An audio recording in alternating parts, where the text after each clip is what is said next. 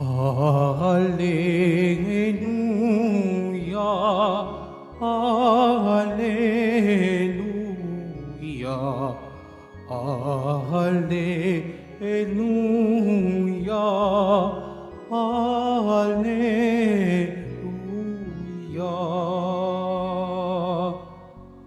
Buhay ang salita ng Diyos, ganap nitong natatalos, tanang ating ilolob.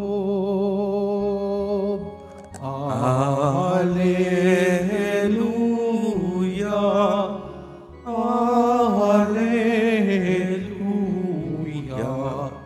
Alleluia, Alleluia.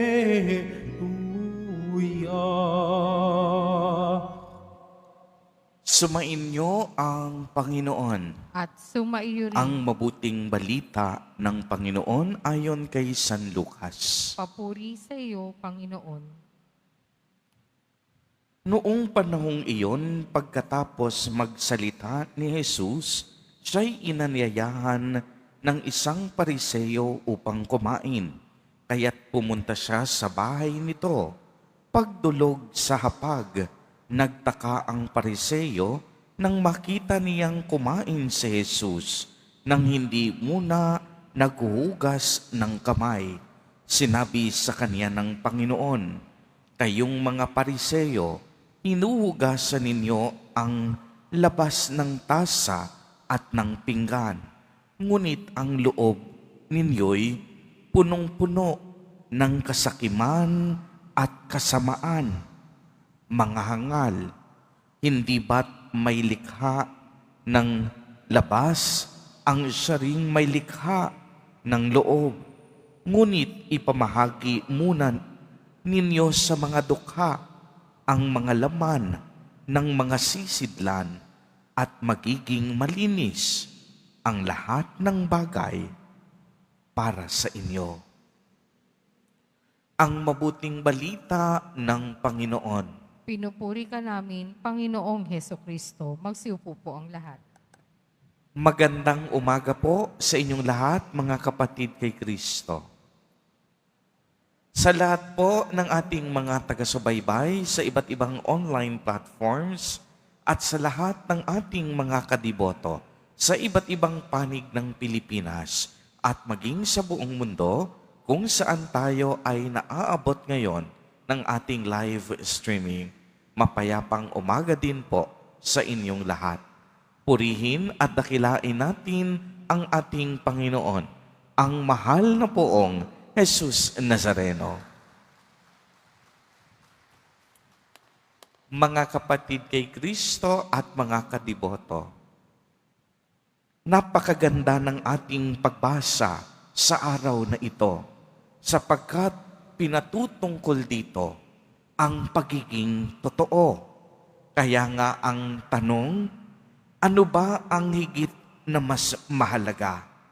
Ang magpakitang tao o maging taong totoo? Muling tinuligsa ni Jesus ang mga eskriba at mga pariseyo.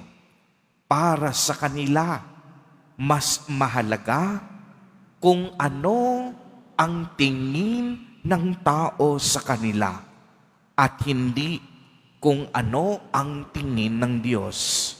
Nakatutok sila kung paano papurihan at parangalan ng tao, samantalang kulang at kapos sa pakikipagkapwa-tao. Kaya pagmasdan ninyong mabuti, balikan natin ang sinabi ni Jesus Nazareno. Kayong mga pariseyo, hinuhugasan lamang ninyo ang labas ng tasa at ng pinggan. Ngunit ang loob ninyo'y punong-puno ng kasakiman at kasamaan. Kaya sinunod ni Jesus, mga hangal, hindi ba't ang may likha ng labas, ang siya ring may likha ng loob? Ngunit ipamahagi muna ninyo sa mga dukha ang laman ng mga sisidlan at maging malinis sa lahat ng bagay. Ang ibig sabihin nito, mas mahalaga para sa kanila na walang maging kapintasan sa paningin ng tao. Kaya kung inyong mapapansin, ang mga Pariseyo mahilig magsuot ng magagarbo at maayos lagi ang kanilang pananamit. Subalit kung gaano kalinis ang kanilang kasuotan, gayon na lamang karumi ang kanilang mga puso. Kaya anong sabi ni Jesus?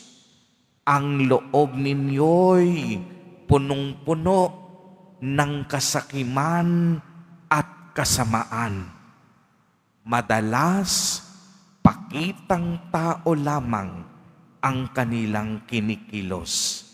Sila ay nagdarasal ng malakas at mahahaba upang sila'y magmukhang banal sa paningin ng tao. Subalit, ganun na lamang ang kanilang mga kinikilos kung paano nila inaalipusta at hamakin ang mga hintil. Tunay ngang napakaganda ng kanilang itinuturo.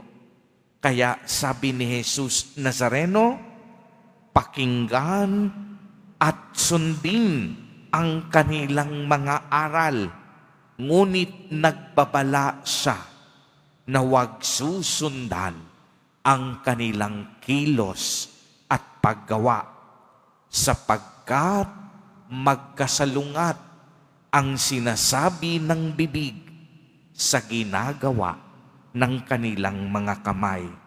Naniniwala silang sila lamang ang bukod tanging maliligtas.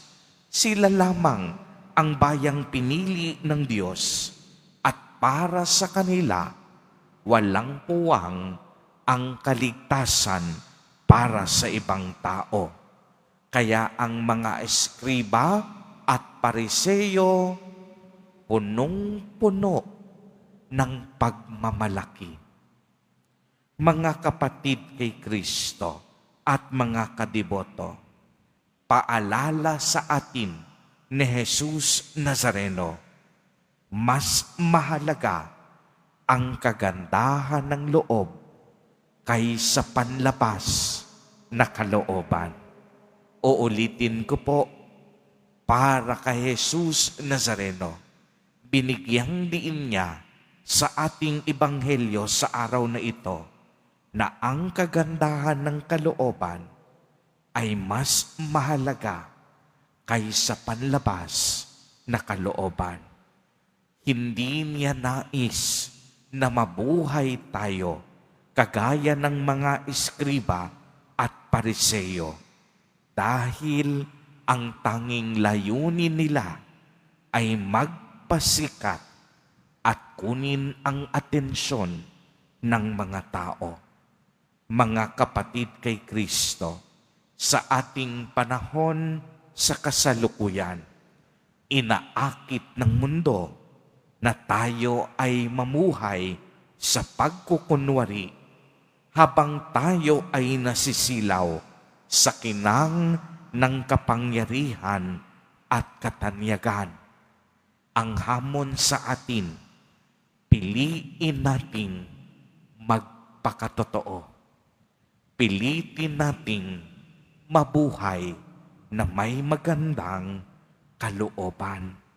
Maging wagas at dalisay nawa ang ating hangarin na makapaglingkod sa Diyos sa pamamagitan ng ating kapwa at hindi puro pakitang tao lamang at hindi upang iangat ang ating mga sariling upuan.